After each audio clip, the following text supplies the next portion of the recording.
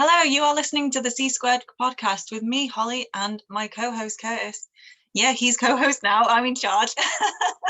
And today we are here with the amazing, extraordinaire Joey Diabolic. I can't speak. This is going well. Never mind. And we're going to talk about imagery and visualizers, videos, all sorts of wonderful creative stuff. So, Joey, thank you so much for coming on. Thank you for that intro. It's very cool. I have professional and shit. I have a question for Holly though. What's your new host name? Since you're like a host, you gotta have like a fancy host name. No idea. HR, that's your new name. Okay, brilliant. What's a human resources is just my nickname Right. now. But I'm going to steal this right now for a second, get it back on the rails since I've already thrown Holly off. So, Joey, as the very first thing, what we always do is we ask the guests for a nutshell version of who they are and what they do. So can you, for the listeners, give a very nutshell but detailed version of who you are and what you do? All right, I'll do my very best. Might disappoint a few, but that's fine. I'm a multi-instrumentalist. I write, compose, produce, engineer, design, do pre-production, post-production for pretty much everything that I do, which is for the most part like industrial metal, though kind of blending in other genres, whether it's a subgenre of metal or outside of the rock universe sort of thing.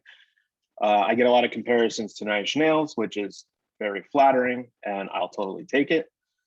Trent, if you're listening, hey, what's up? But yeah, I kind of, for the past couple of years, have been focusing more in kind of like the 80s horror sort of idea space, I guess, or the landscape and everything like that. Self-produced a box set through Soundwaves. It's 4 EPs of music over the span of 2 years. It's a good amount of covers from the 80s and 90s for bands and songs that I thought were kind of pinnacle to metal or horror film soundtracks, as well as composing music that was inspired by Nightmare on Elm Street, which is my favorite horror franchise.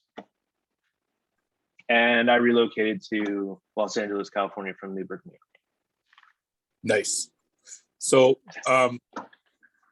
first question I have, I know it's not part of Holly's question, but I'm going to kind of veer off for 1 second. She can do the next question. But so can you kind of go over, like, you used to be called Martyr Art. So why the name change from Martyr Art to Joey? Well, I mean, you were already, but you know what I mean.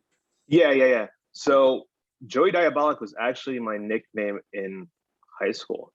Yeah. I had a band in like 8th or 9th grade, and it was called Diabolic, and someone just kind of was just like, they read my guitar case, I had my name on it, and then Diabolic underneath it, and they're like, oh, Joey Diabolic. I'm like, oh, that's kind of cool. So that was my nickname, Joey Diablo, like that was kind of like the whole thing. I was then in a band called Dislocate, where that was kind of still used. Martyr Art was actually a name I came up with for like freelance design in like 2003, 2004. Oh. But then I thought it was kind of cool. I'm like, oh, it'd be cool if I kind of like rotated the cross sideways, so it'd kind of be like my interpretation of a yin yang symbolism, which didn't really translate. And the way that the letters were set up, it was always read in reverse, so Art Martyr. And then there's just other things. It's just like people thought it was like a religious Christian music, and I'm like, yep. Yeah, I got to do something with this. But at the same time, I was like, I need to keep making music. And for right now, until I decide on what would work best, I'm just going to use that name. And I was also at that point as Martyr Art trying to do more of like, I guess, man behind the curtain sort of thing. It's like Martyr Art's the idea of a band, but it's actually just a dude. Yep. And then with Joey Diabolic, it's just like, I kind of came to the realization, kind of late in the game, that like, the way I kind of operate and work with other musicians, it's like I'm more in the line of like being a solo artist. Yeah. So I just kind of had to recalibrate things, and to be honest, it's made the most sense across the board for everything, and I'm having fun with it. So Cool. Awesome. So that brings to Holly. Cool. I mean, you've kind of answered a little bit of my question anyway, but I guess sort of how did the Joey Diabolic project in its sort of current form, how did that begin? Like, did you just sort of get up one day and switch over like the branding and everything, or did you sort of wrap up Market Art and then move over to what you're doing now? yeah, it was a culmination of things. I thought I kind of hit a wall with the last Martyr Art album, which was called Fear Faith Machines, which was really kind of a different release for me musically, because I actually played and recorded live drums, and I made it as an album kind of as if it came out in the late 90s, early 2000s. So like when Slipknot came out, or when they broke big, and like when Korn and stuff like that, when they were kind of at the top, or like really bursting through the scene, you know, especially through pop culture. But then, you know, my love for old school Machine Head and Pantera, and then kind of dipping back into when I was in my teens with my previous band Dislocate, which was like kind of like post-hardcore new metal with thrash. So, you know, did that kind of ran its course. Some things happened in my personal life that was like kind of forced me to reprioritize what makes me happy and what I want to do with my life. And, you know, it affected my art, it affected my music. And then it just was kind of a natural progression. Actually, the first two Through Soundwave EPs were originally released as Martyr Art, while I was still trying to figure out like what should I change the name to. And then I was just like, why don't I just go back to like what it's, you know, the basic sort of thing. You know, sometimes you kind of just need to do a reset in that regard. So I was like, let me try out this Joey Diabolic thing. And it just kind of made sense, especially doing the Halloween sort of 3-minute version of a audio film. And then doing the Nightmare on Elm Street 2-part EP series with Mama Doom, Diabolic of Mama Doom. It just kind of made sense. Like, okay, Joey Diabolic, it works musically, it works for my art, and it's like it's my nickname, and it kind of goes with me and my personality. I'm just kind of a dork. So, Holly, did you have a follow-up on that before we go on to the next one? No, that's fine. Cool. So let's talk about visuals. So how do you use visuals to make your brand and style stand out?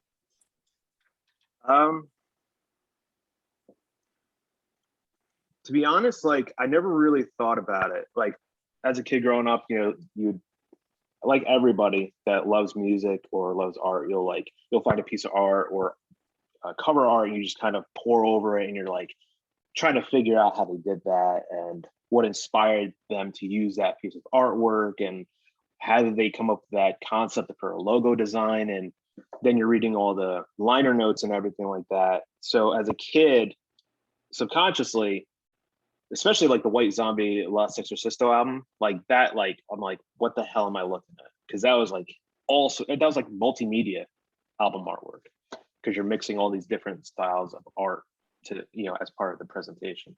What like on the inside? I don't remember what the cover of that looks like. I'm gonna have to Google this, but I don't remember what it looks like.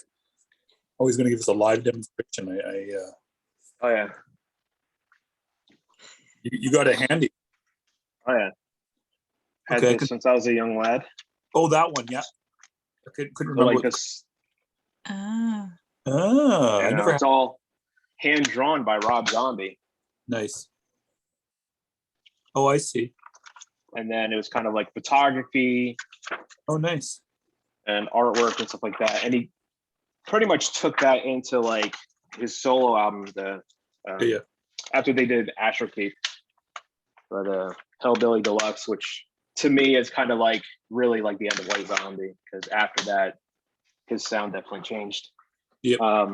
But like that sort of artwork. And then when I started doing things on my own with Martyr Art initially, like Nine Inch Nails was pretty much like my only reference point because I was still exploring that side of the subgenre of music and just kind of, tiptoeing in, I guess. But then just the way that everything is presented and visualized and like a story that's kind of told with his branding and artwork and the halos, which is how he marks all of his releases. I thought that was incredibly interesting and it was very much inspiring. So that kind of pushed me to be a better graphic designer.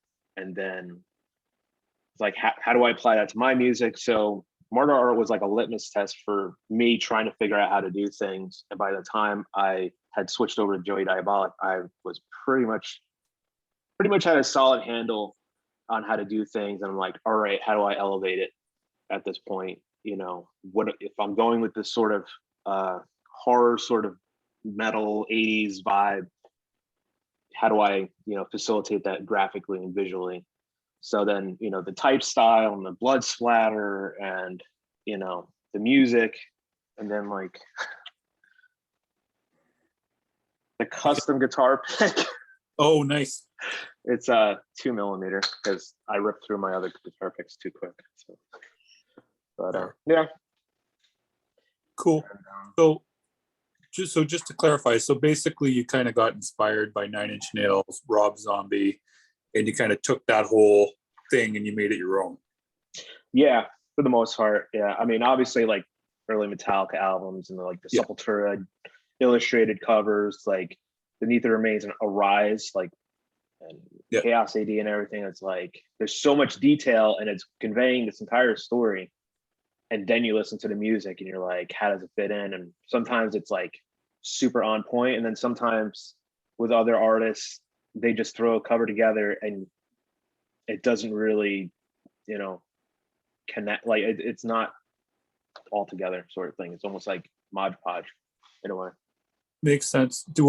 I know we're not supposed to talk about him, but I mean, he was one of the biggest artists of the 90s, but was Marilyn Manson like any of an inspiration at all on his aesthetic? I know we're not supposed to talk about him, but he was a big thing back in the 90s. Fuck that. I will talk about Marilyn Manson. I don't give a shit. Sure. His music and the person that he is are, to me, are two different things. I can appreciate his music and not appreciate what he did. Agreed. I agree.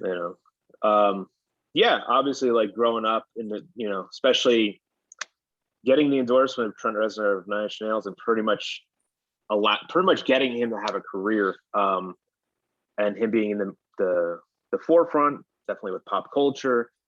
Reznor producing the Antichrist Superstar album and that artwork too, like that definitely had an influence on me. But it was more subdued influence with Marilyn Manson. I was just more like things are happening and I was kind of more into Korn and then Limp Bizkit and more the new metal, and then learning about Machine Head, getting into Pantera, Sepultura, kind of rediscovering kind of the older bands that I missed growing up. Yep. Sort of thing. So no, that makes sense. Yeah, I know people get mad when he's talked about nowadays, but rightfully so, but just had to ask about that. Yeah, totally. Yeah. Holly, anything else you want to go over on that before moving to the next question? No, it's all good. All yours. Cool, thank you. So, which question are we on? There we go.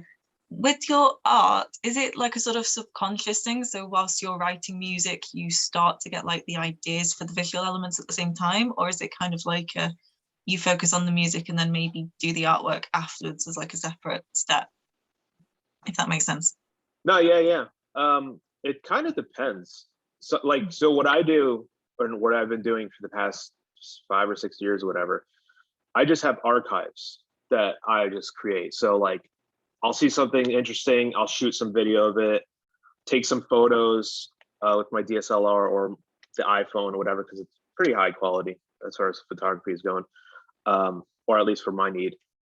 And then, I have my riff archive that I've been putting together since, I don't know, 2008. So it's like, I'll have things there. And if I'm working on something, I'll like hit a wall, and then I'll kind of go through those archives, and it's like, is there anything in here that can get me to the next part, or the next step along the way to kind of keep putting things together. But as far as visually, like graphics and photography, it definitely helps. Like I had been, when I was driving cross country recently, I had been working on musical ideas in my head and like revisiting voice memo recordings while just driving and stuff like that. And then, taking photos and video along the way, and then checking all that out once I kind of settled in LA. It like really pushed a lot of these songs to kind of, more visualized ideas or completed ideas. So that would have normally been on the back burner probably for like another couple of years. So I think we kind of know the answer to the question, but Holly wrote it, so I'm going to ask it anyway. So, I mean, you kind of already went over it, but I have my own opinions on this, but let's talk about this for a few minutes here about visualizers and videos. Like, if you think they're necessary for bands, like, I want to hear your opinion first, and then we can talk this out. I would say objectively everything, any sort of media you can create and have, like visually, especially visually, I think that's all important. It's just, fair. I think it's more about how you implement it and what you're trying to do. Like, I've been working on, like, I've been filming, or before I left New York, I was filming scenes for like a multimedia film I'm working on. Yep. It's called Stimuli, and it's going to be coming out sometime in 2023. So out of just the footage I have, and I still have to shoot more and compile more and everything like that, I could probably squeeze out like 200 pieces of like 10-second content, and then use different pieces of music and use that, but I think also mixing it up between, visualizers and lyric videos, those are cool. I've done visualizers for Volume 3 and Volume 4 as part of, PR campaign, kind of market the songs, and they seem to go pretty well. But, also realizing you can actually repurpose that in a different way and use it, to keep promoting. So now what I'm doing is taking the 4K desktop wallpapers I made from the visualizers and turning those into TikTok posts. So it's like, I don't even need to recreate anything. I'm just repurposing it. And through the licensing of DistroKid, my songs are available through TikTok to embed in those posts. So interesting. I want to talk about this for a little bit here because Holly brought up the topic. But first, I want to know what Holly's opinion is on if visuals are necessary. Since you guys are both musicians, I want to hear. And I'm not, but I want to hear Holly's opinion. Yeah, I think something is necessary nowadays because I think it's almost expected in a way that if you're a band and you're releasing a song, you're going to have some sort of video with it. I mean, just like on YouTube, tracks that have just got a still image, a still artwork, never get as many clicks as even just a visualizer. Sure. At least not that I've ever noticed, or what we've had with Disconnected Souls. So yeah, I think it's kind of expected. And I guess it's kind of so much easier nowadays to do it yourself as well. Cool. So yeah, absolutely. Just to clarify here, like I think I agree with you guys. I think visuals are needed to a point. Now, where I get a little bit where I don't like is when people give you crappy visuals. You know what I mean? Because a lot of people aren't like graphic designers like you and able to aren't artistic. So a lot of times like people will hand us over videos that are just like, well, like low res or something, or well, it's just not very good quality. You know what I mean? Like right. I think if the quality is good, or if you're just pumping out a lyric video, for example, just for the sake of having a lyric video, I go, but if you're doing something quality, like if you're doing like a high quality visualizer, for example, 100% behind you. If you're doing like some janky lyric video that's just poor for the sake of having a visual, I go. But let's talk about. But I think that also has to do with effort too. It's like true. That's true. That's like going in and to the studio and just like yeah, we didn't really rehearse and whatever, but we're gonna track it and then we're gonna push it like it's our best work. Yeah. And then, but the same thing's applied to anything else you do. It's like, True. unless you put the work in and are trying to make it the best that you can, even if you can get like 85%, 90%, that's kind of high, really, realistically. It's like that effort kind of goes a long way, whether it's like immediate or just slowly kind of like a slow build, or at least just like, acknowledgement. True. No, okay, yeah, I agree with you on that. Okay, so we're all on the same page on that one. So, Holly, did you have anything else you wanted to add on that? I guess, I don't know, I'd be interested to know, are there any particular sort of styles, whether it is like a visualizer or a full video, that you think are, whether it's more useful or maybe just more appealing in general? I don't know, like I feel like that's kind of like an open art form. Like even if you have like a static image and then you overlay like greens and like different video, or you just cut it up with, weird things or whatever, just to make it kind of like, even just like a flash of light just to break it up a little bit, like that's even kind of cool. Obviously, like when you have like, but it's all dependent really on budget too. Like Korn and Meshuggah, they do these visualizers that are like top notch, incredible pieces of visual art, but not everybody has that sort of budget available to them. So it's like, you got to pay for software, you got to pay for a good computer, and then you need to do the work and maybe get some non-editorial footage that you could use and whatever, or wherever you're getting your source material. So it's like, and then that person's probably also paying for all the studio stuff. So budgets, kind of, I think, hamper things. But, there is a way of doing things where it's not low quality though. But I think it's kind of just a really cool, and it's kind of still a new art form, in my opinion. I mean, really, visualizers have been around for what, 10 years maybe? Something like that, yeah. Not that long. So it's kind of in its infancy as far as pushing the boundaries and, that sort of thing. Cool. So just so you guys both know, we got about 9 minutes left. We're on the count on the clock. So just letting you guys know this. But Ollie, over to you.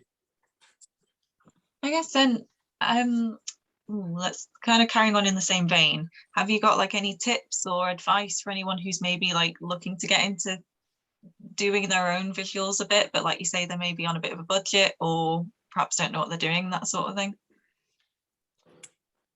Let's see.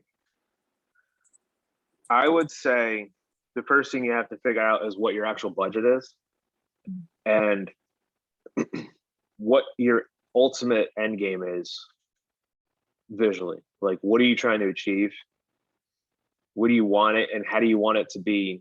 Like in your mind, like how would you see it be perceived, sort of thing, or how do you want people to react to it? Because you can use art for different sort of reactions, to kind of pull people in, to shock people, to piss people off. It's a great way to communicate. But I would start there and then reverse engineer kind of like how to get there. So it's like, okay, we're going to do artwork, but it's also got to work with CD, vinyl, digital. And you know what? We want to repurpose the same artwork for web design. And then we want to repurpose it for video editing. And then I would say learn about different resolutions. Print resolution and screen resolution or video resolution are not the same. You never want to print anything at 72 DPI because it's just a disaster. I would always develop everything at 300 DPI. What I do actually for album artwork, I just set up a Photoshop file and do like photo editing in there, but I set it up at 12 1/8 by 12 1/8, just so it's like vinyl size, and then you can scale it up a little bit for 4K video, or you could size it down for web applications, social media, advertising, etc. Cool. So Holly, do you have any more questions? I got one more if you don't. I think I've done all mine. You don't want to ask the important question? What? The important question. The important question. Oh, that. Yeah, that one. I had to like mentally like send that over to you. I was like, is she gonna pick up that one? or Okay. not? Yeah. Okay. Sure. The most important question. What's your favorite? Yeah. What's your favorite road sign? My favorite road sign? Yeah.